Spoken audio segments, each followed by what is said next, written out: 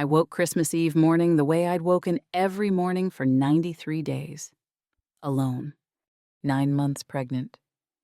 Counting. I'd stopped pretending I didn't count the days after he left. Stopped pretending a lot of things. That he'd come back. That I'd be fine. That the ache in my chest was anything other than what it was, abandonment with a name I'd promised to love. Forever. The cabin was cold. It was always cold now. I couldn't chop wood anymore. Not with my belly swollen so large, I couldn't see my own feet. What I'd stacked in September was nearly gone. 3 more weeks.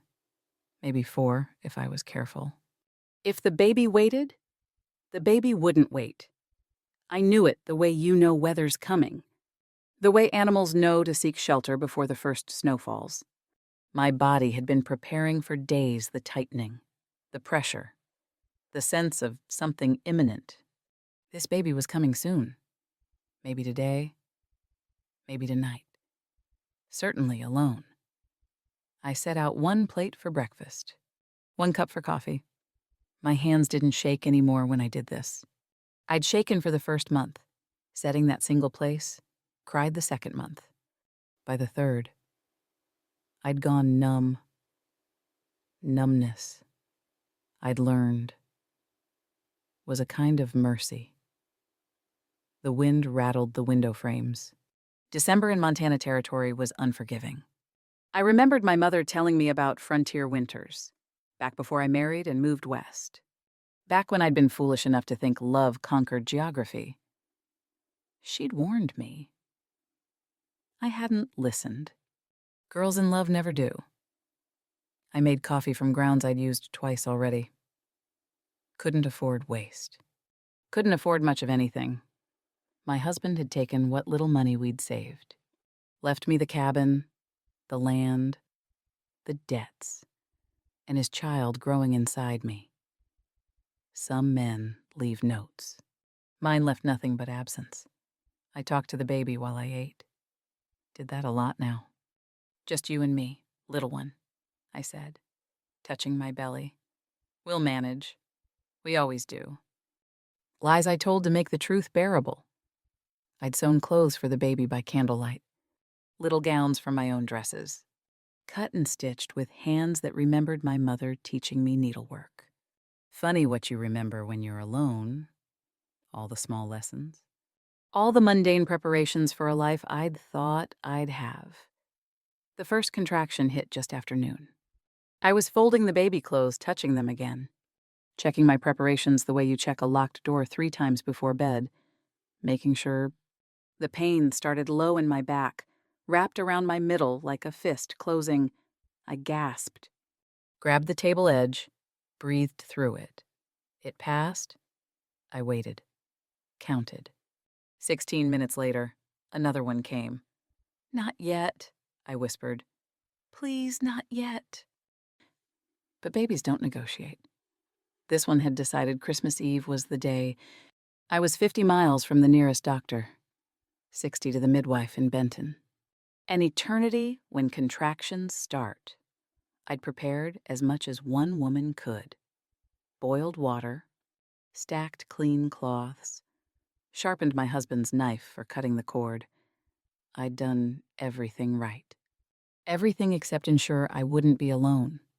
By evening, the contractions were closer. 8 minutes apart. Then 6. The blizzard started around sunset snow coming sideways. Wind howling like something alive and angry. I watched it through the window and laughed.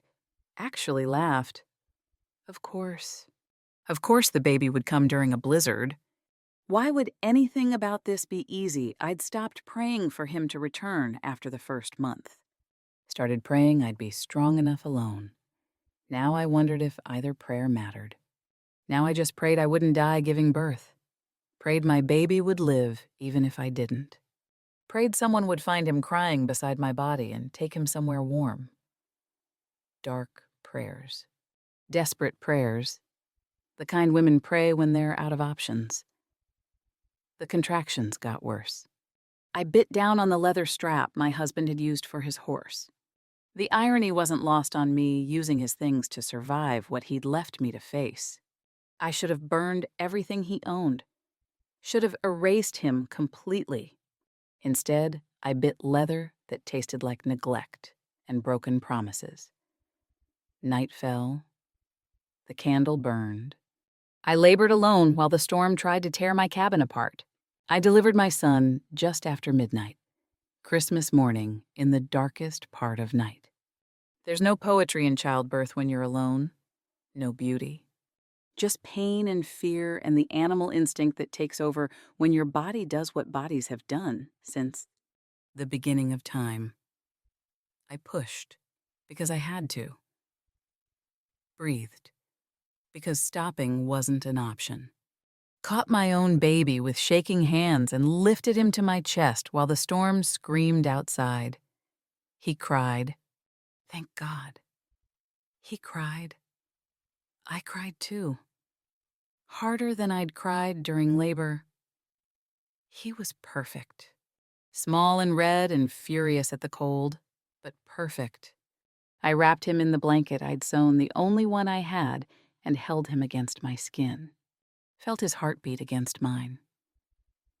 Two hearts that had been one. Now separate. Now both. So fragile. I cut the cord with my husband's knife. My hands shook so badly I nearly dropped it. But I managed. I'd managed everything so far. Managed to survive pregnancy alone. Managed to give birth alone. I'd manage this too. Except I couldn't. The bleeding wouldn't stop. I knew it should slow. But it didn't. And the cold God. The cold. The fire was dying. I'd used the last of the wood keeping warm through labor.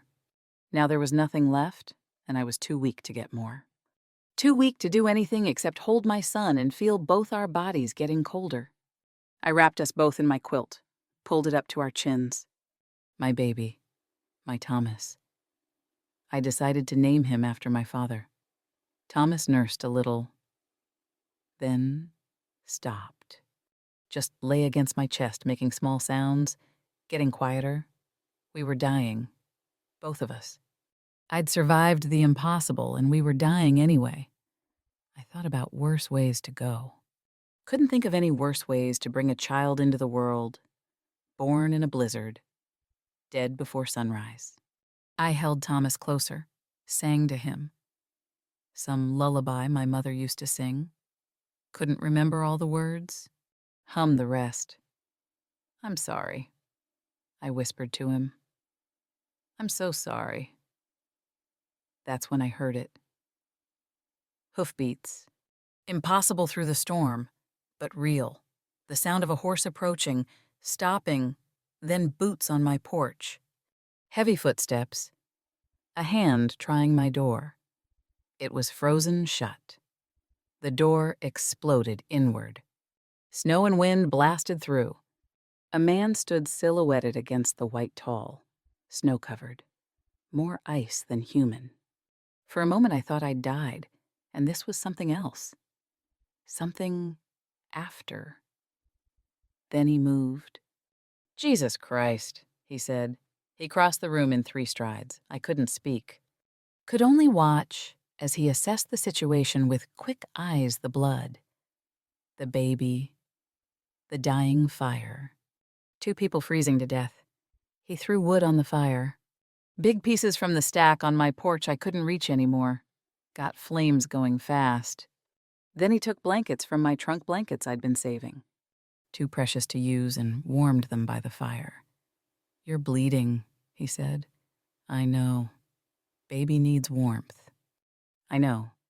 He wrapped the warm blankets around both of us. His hands were surprisingly gentle for someone so large. Rough hands. Work-worn, but careful. He touched my son like Thomas was made of glass. You need help, he said. I couldn't answer. Started crying instead. Great heaving sobs that shook my whole body. I'd held it together for 3 months. through abandonment and pregnancy and labor and birth. But this stranger seeing me at my weakest, this broke something. He knelt beside my bed, looked at me, really looked. "Now you're both mine to protect," he said. I cried harder. Harder than childbirth. Harder than anything. Because those words, those impossible, beautiful words, they meant I didn't have to be strong anymore. Didn't have to survive alone. Someone had come. Someone was staying. I should have asked his name. Should have protested. Should have maintained some dignity. But dignity doesn't keep babies warm. Dignity doesn't stop bleeding. So I just held my son and let this stranger save us. The storm lasted 3 days. He stayed all 3. I watched him through fever and exhaustion. Studied him the way you study something you don't quite trust. Waited for him to ask what he wanted in return. Men didn't help for nothing. There was always a price. He never asked, just did. He tended the fire, boiled water, brought me broth he made from supplies I didn't know I had, held Thomas while I slept, changed him with a gentleness that made my chest ache. On the 2nd day, I asked his name. "Daniel." He said, "Daniel Shaw. Got a ranch 15 miles north." 15 miles in that storm? Saw smoke from your chimney yesterday morning. Seemed wrong. This far out. Came to check. You could have died. So could you. Fair point. He didn't ask my name. Didn't ask about my husband or why I was alone. Just accepted the situation and worked around it. Fixed the door he'd broken, patched the leaking roof, chopped enough wood to last through January. All without asking permission. I should have minded. Should have told him I could manage my own cabin. But I'd lived alone so long, I'd forgotten the sound of another person breathing. Forgotten the comfort of shared space. His presence filled the cabin in ways I hadn't expected, not crowding. Just filling the empty places. On the 3rd day, the storm broke. Weak sunlight filtered through cleared windows. Thomas was nursing well now. My bleeding had stopped. We would live. Daniel stood to leave. "Storm's over," he said, putting on his coat. "You'll be all right now." I should have thanked him and let him go. Should have returned to being alone. But I'd seen how he was with Thomas. How he paced at midnight when the baby cried. How he sang low songs I couldn't quite hear. How he held my son like Thomas mattered. "What's his name?" Daniel asked, nodding toward the baby. I'd been waiting to name him. Waiting for what? I didn't know. Waiting for his father to care.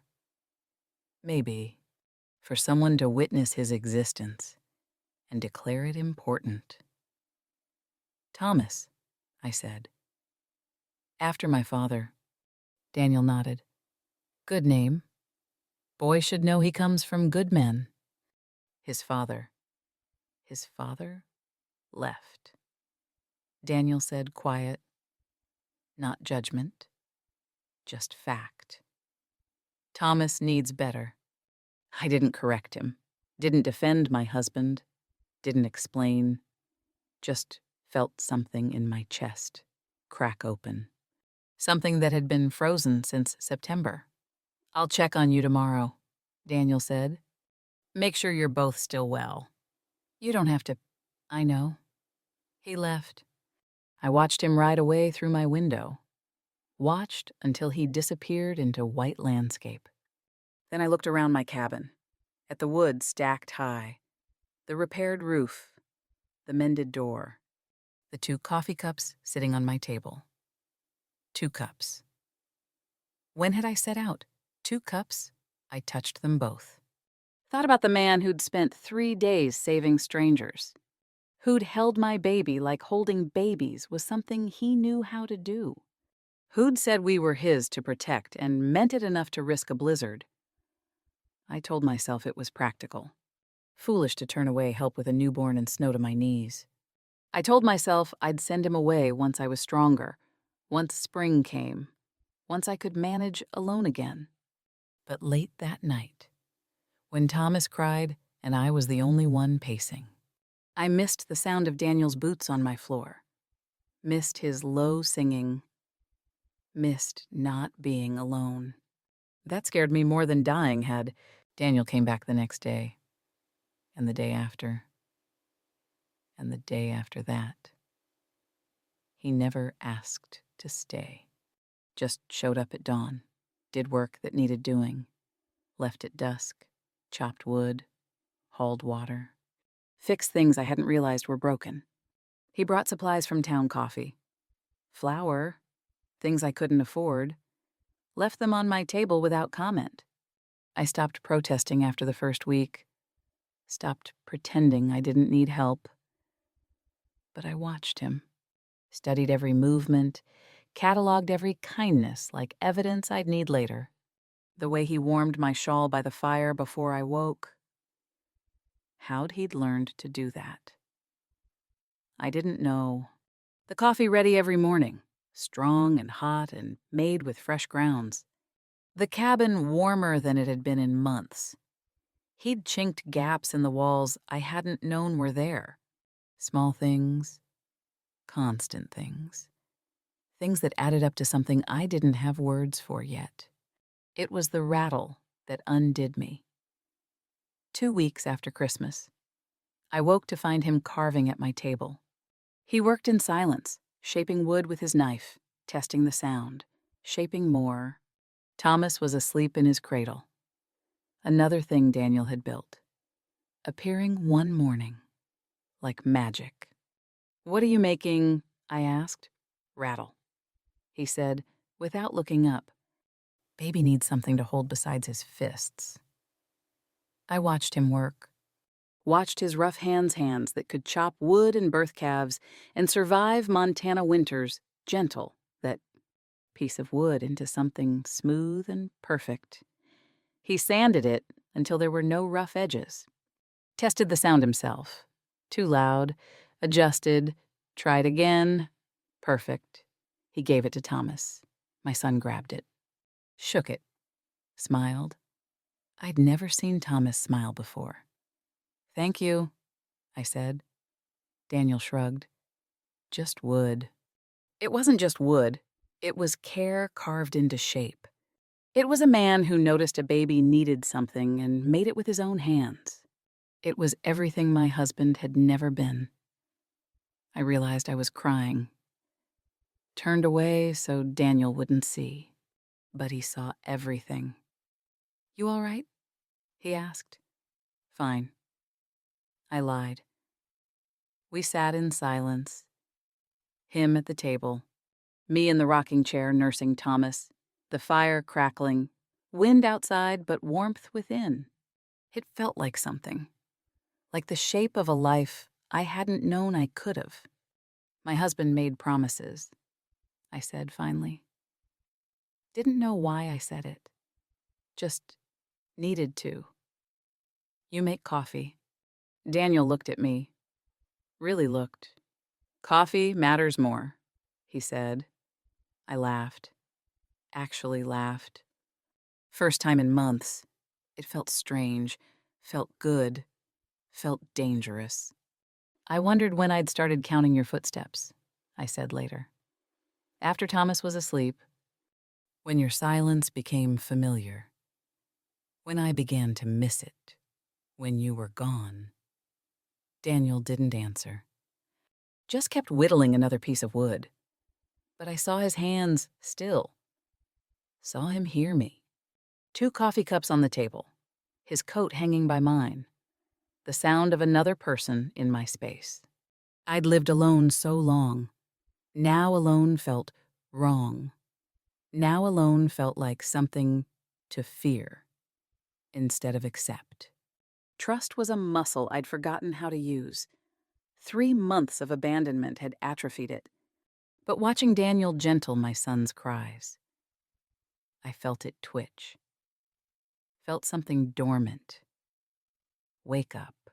Almost like memory, almost like hope.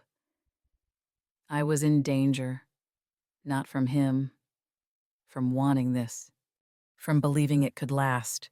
The fever came 3 weeks after Thomas was born. I woke to him burning in my arms. Too hot. Too still. Wouldn't nurse. Wouldn't cry. Just lay there, making small sounds that terrified me more than screaming would have. I panicked completely. All the control I'd maintained through pregnancy, through labor, through 3 months alone, it shattered. I'd survived so much, done everything right, and now my baby was dying anyway. Daniel arrived at dawn like always, found me sobbing over Thomas, rocking him, begging him to be okay. Making promises to God I couldn't keep if only Thomas would live. "Let me see him," Daniel said. I didn't want to let go. Couldn't.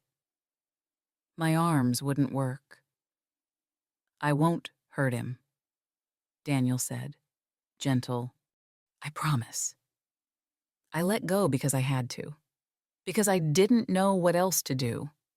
Daniel examined Thomas with steady hands, felt his forehead, checked his breathing.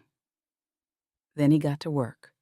Cool cloths, water, getting Thomas to take tiny sips. He worked methodical, calm, like he'd done this before. Maybe he had. I didn't know anything about him, really. Didn't know if he had children, had family, had a life before he'd decided. Mine mattered. Hours passed. The fever wouldn't break. I couldn't stop crying. Couldn't function. Just sat there useless while Daniel did everything. "I can't lose him," I said finally. "I can't. I survived everything to get him here. Can't lose him now." "You won't?" "You don't know that. I know he's strong, like his mother." I shook my head. "I'm not strong. I'm terrified. I've been terrified since September. Since the day I realized I was pregnant and alone and had no idea how to survive any of it." The words came like labor, painful, unstoppable, necessary.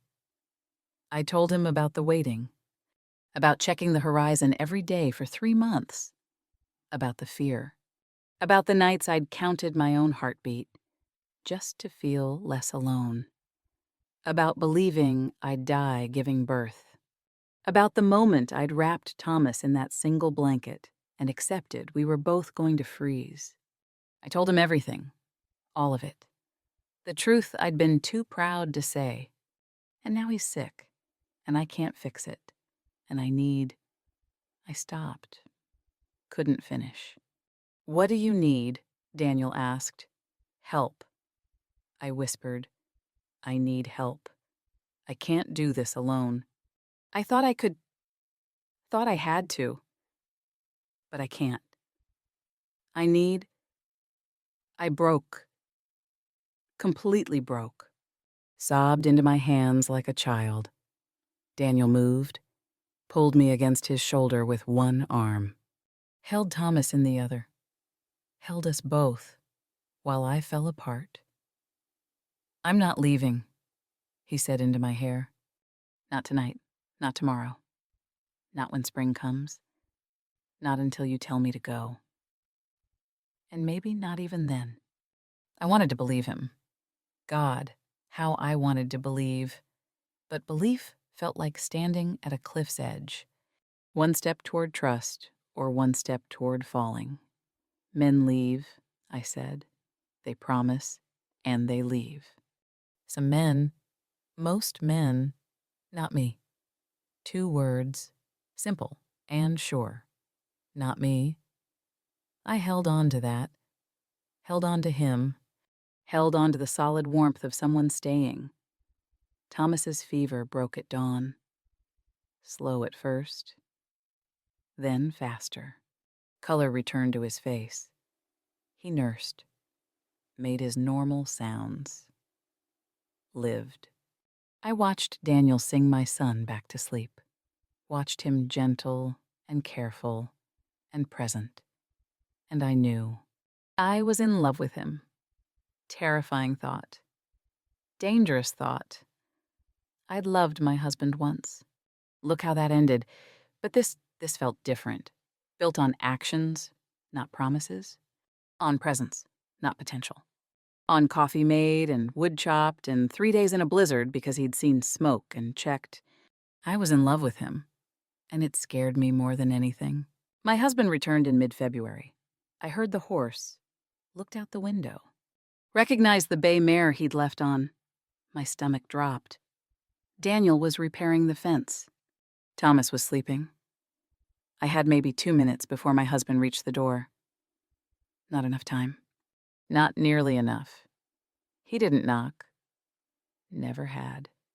Just walked in like he owned the place.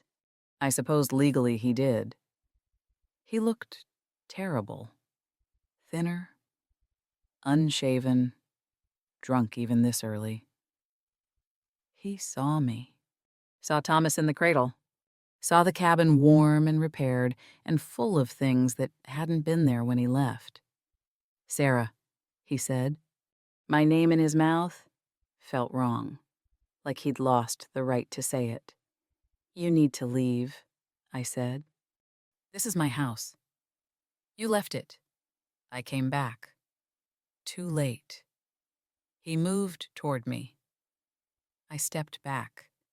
He'd never hit me, but I didn't know this version of him. Didn't trust it. That's when Daniel came in. He filled the doorway. Bigger than my husband. Quieter. But something about him made my husband stop. "Who the hell are you?" my husband asked. "Daniel Shaw?" "What are you doing in my house and keeping it standing?" Daniel said. "Someone had to..." My husband's face went red.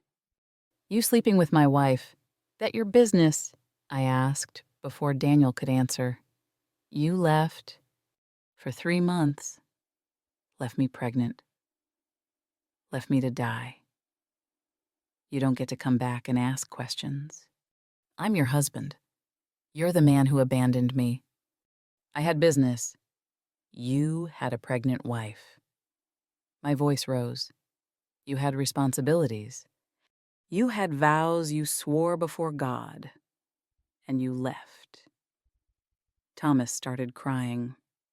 The noise woke him. I moved to get him, but Daniel was faster. Lifted my son, held him against his chest. Thomas quieted immediately. My husband saw it. Saw Thomas calm in another man's arms. Saw the rattle Daniel had carved. Saw the cradle, the repairs, the wood.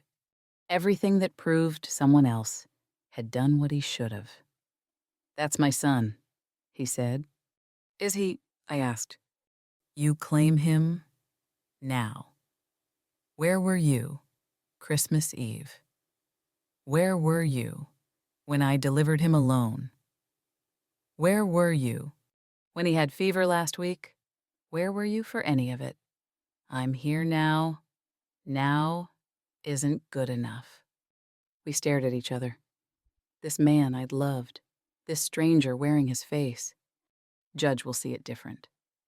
He said finally, "Law gives me rights. To the baby. To you. To this land. You can't just decide I don't exist." "Then bring the judge," I said. Meant it. "Bring the law. Bring whoever you want. I'll tell them everything. How you left.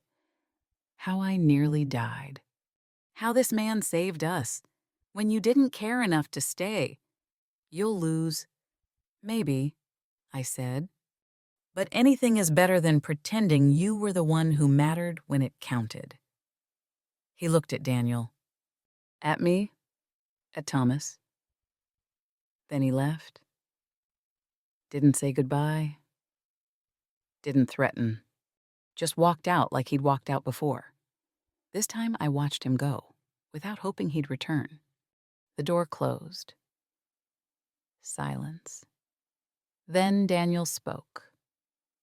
"He's right about the law," he said, quiet. "Judge might not see it your way, might give him rights to Thomas, to the land. I took Thomas from his arms, held my son, felt his heartbeat against mine. Then we'll face it," I said. "Together." The word hung there. Together. Not alone. Not anymore.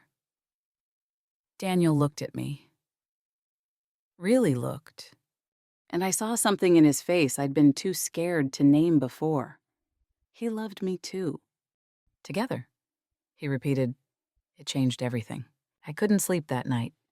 After Daniel left, after Thomas was fed and sleeping, I lay in bed and spiraled into fear.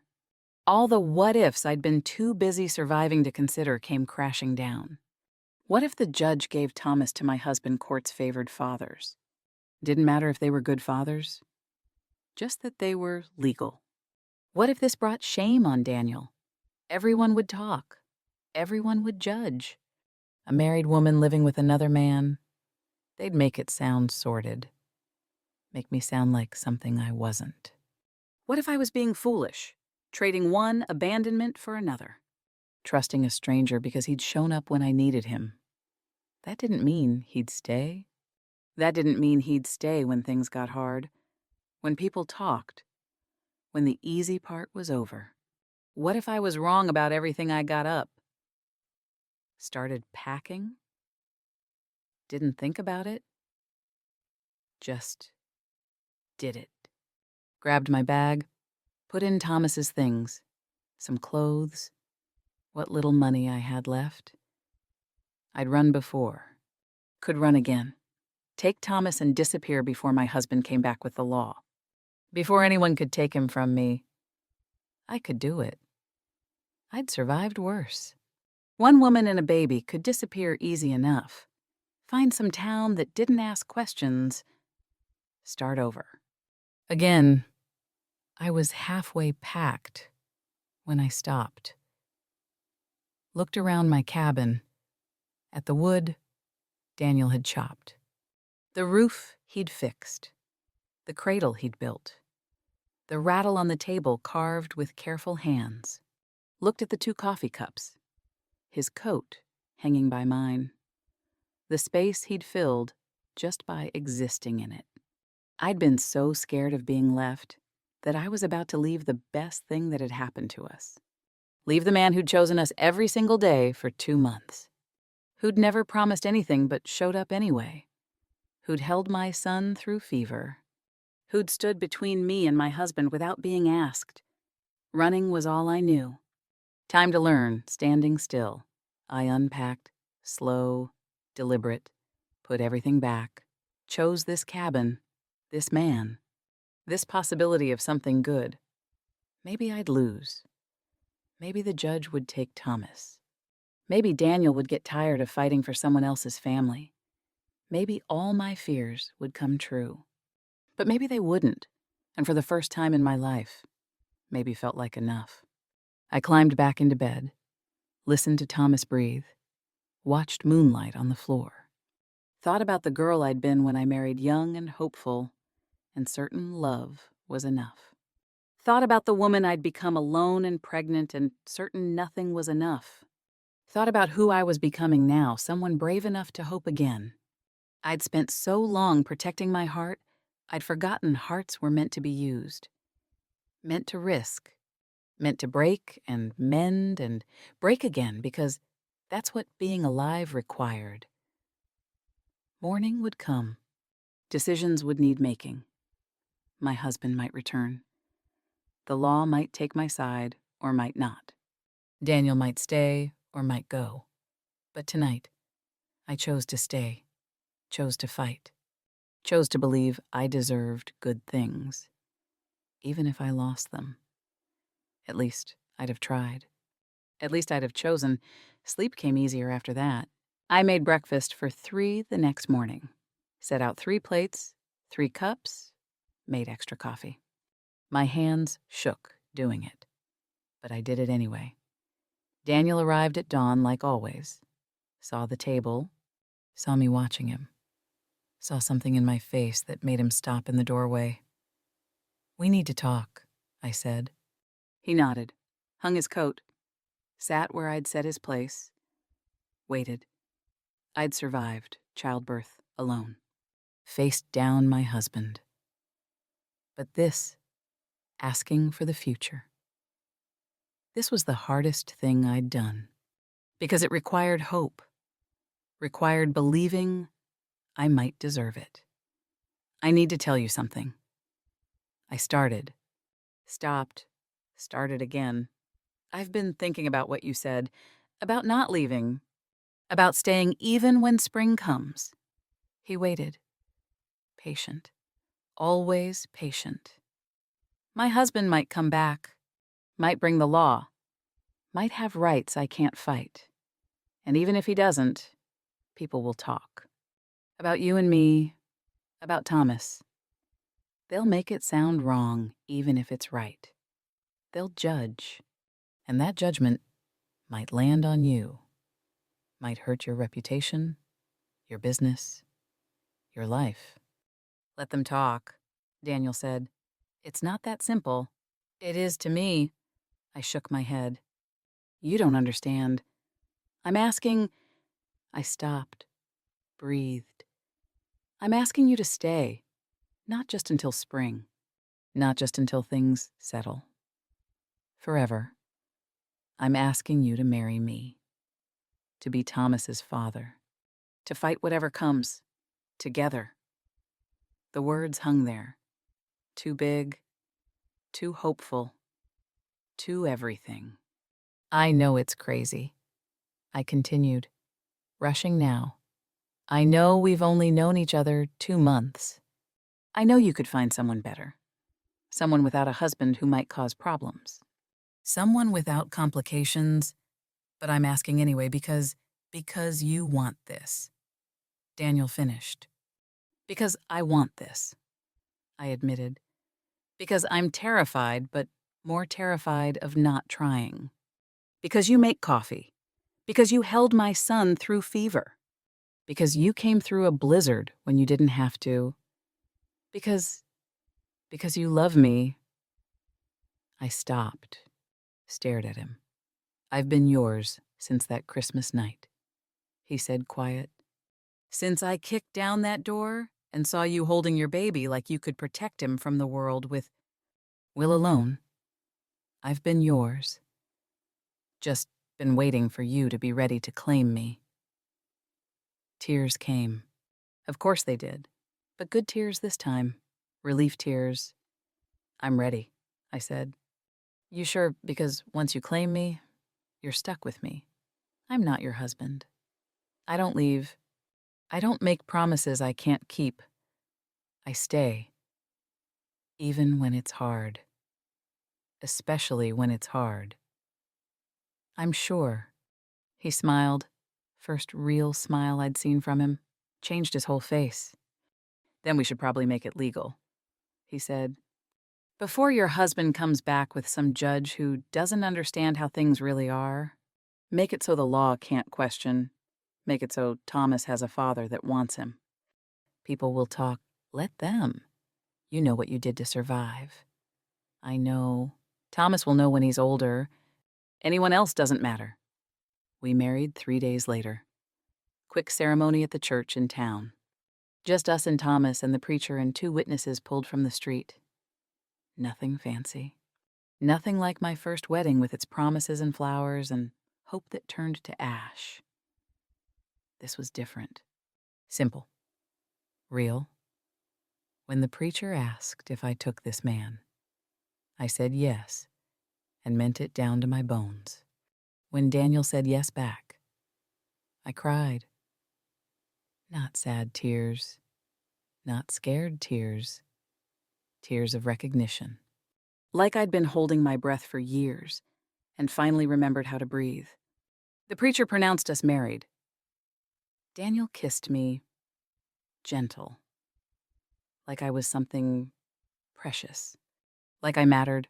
We walked out into February sunshine. Daniel carried Thomas.